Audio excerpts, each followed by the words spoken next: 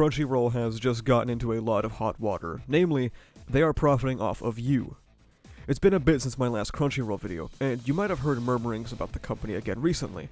Last year, I had discussed how Crunchyroll was effectively tearing apart the anime dub industry by engaging in anti-union activities as well as severely underpaying its workers.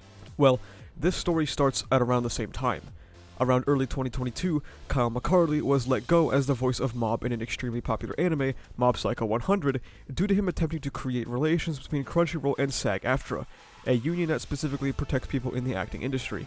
After Kyle went public about this, people would also look back at other actors' statements.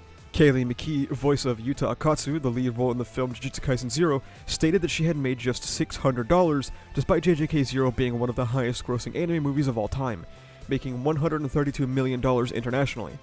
As this was ongoing, users of the website would notice that unless you live in California, you are not able to opt out of selling your personal information. As Crunchyroll rakes in a ton of cash from its extremely large user base of over 12 million paying customers, they were also profiting off of you. Coincidentally, a few months after someone noticed they can't opt out of data sales, Crunchyroll was sued for violating the Video Privacy Protection Act, for giving away its users' personally identifiable information to Facebook, Google, and Adobe. Now, this isn't exactly uncommon. For example, PayPal disclosed that it shares consumer data such as name, address, phone number, date of birth, IP address, bank account information, and recent purchases with hundreds of entities around the world. User data has never been more at risk, being passed around like a hot potato to whoever really wants it. And unfortunately for Crunchyroll, they got caught red-handed. The Video Privacy Protection Act, or VPPA is what it will be referred to in the future because it's very lengthy, was created to prevent the wrongful disclosure of videotape rental or sales records or similar audio-visual materials.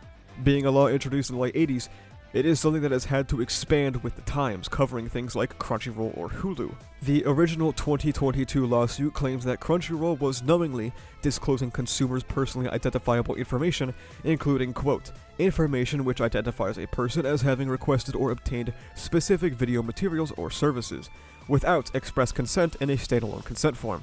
Using something known as Facebook Pixel, the website would track this when the subscriber would enter the website and give it to Facebook without the subscriber having to share or consent to sharing such information. More importantly, they also gave away the FID. The FID is the Facebook ID, or the subscriber's unique ID that ties all of the information to them as a person.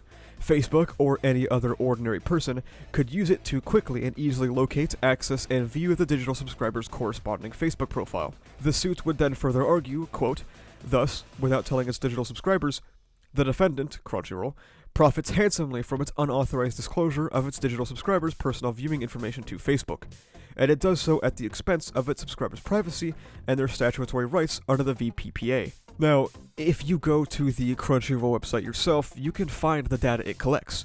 If you scroll to the very bottom, after a bunch of this bullshit loads, you can find their privacy policy. They do indeed state that they collect identification data, contact information, electronic records, user-generated content, and usage information. But what it ultimately fails to disclose is that it will share your protected personal viewing information with third parties. Crunchyroll installed Facebook Pixel, but didn't disclose that it would be giving away this information to its subscribers. There is physical evidence of this in the original lawsuit filed on September 8th, 2022. After clicking on Dragon Ball Z episode 291, Crunchyroll sends the content name, the URL, and the subscriber's Facebook ID to Facebook, as evidenced by this HTTP communication session. By doing this, Crunchyroll intentionally and knowingly violated the VPPA. So, to reiterate, as Crunchyroll was in hot water for denying their workers basic fundamental rights and substantial pay, they were likely profiting off of your personal information and doing so knowingly violating the law. It's funny how Crunchyroll wants to ignore the law like this, when in 2014, they would go after people for uploading anime episodes to YouTube, especially when they got their start in 2006 as a for-profit site that illegally uploaded anime and stole fan subs, but I digress. Crunchyroll likes to brand itself as a tool to connect the West to the art of anime, as a method of exposure to this medium that we would otherwise have no access to, and to an extent, that is kind of true. Crunchyroll did play a big part in making anime easier to access, but besides the public-facing employees, it's not out of a passion for art, because it never is. It's always about money. It's why the JJK0 voice actors made around $150 to $300 on average. It's why Kyle McCarley was fired for even suggesting unionization, because that would hurt the bottom line. It's why Laura Post would go public and talk about the Tower of God game. For some reason, the cast was entirely different from the anime. According to Post, when the developer approached a studio to begin recording the English localization, Crunchyroll went to the developer and told them they, quote, owned the voice prints of the original cast. So the developer could not legally use any of the original cast in the game in any capacity. The actors could not even audition for entirely different characters. They were completely blacklisted. She had lawyers look over her employment contract and found that there was nothing legally stopping them from becoming a part of that project. Post would go on to state that, however, the damage was done. Even though there was nothing legally stopping any of the original cast members from participating in the game, the developer was now too afraid to even engage with them. What did Crunchyroll gain from this? Well, the company clearly does not play well with unions. Participating in this game would have meant that Crunchyroll would have had to pay union rates, give union benefits, and so on and so forth, which it seems the company would collapse before doing. Crunchyroll, as a collective, is not and has never been an ally of the medium or of art. They are simply an ally of capital. And capital is essentially what they might as well have stolen.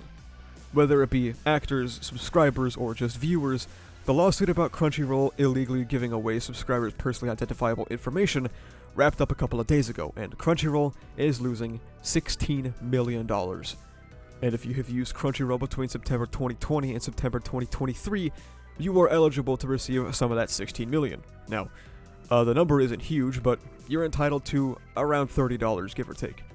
And also, only if you're American. You can find the link to relevant information in the description below. Crunchyroll would deny that it violated any law, but agreed to pay out $16 million to avoid the, quote, uncertainties and expenses associated with continuing the case, end quote.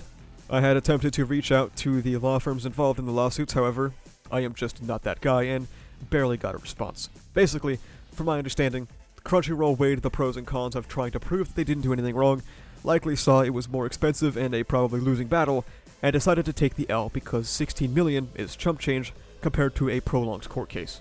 We are already aware that Crunchyroll refused to offer the bare minimum to its actors, its employees, and now we found out that Crunchyroll doesn't give the slightest fuck about you, the consumer.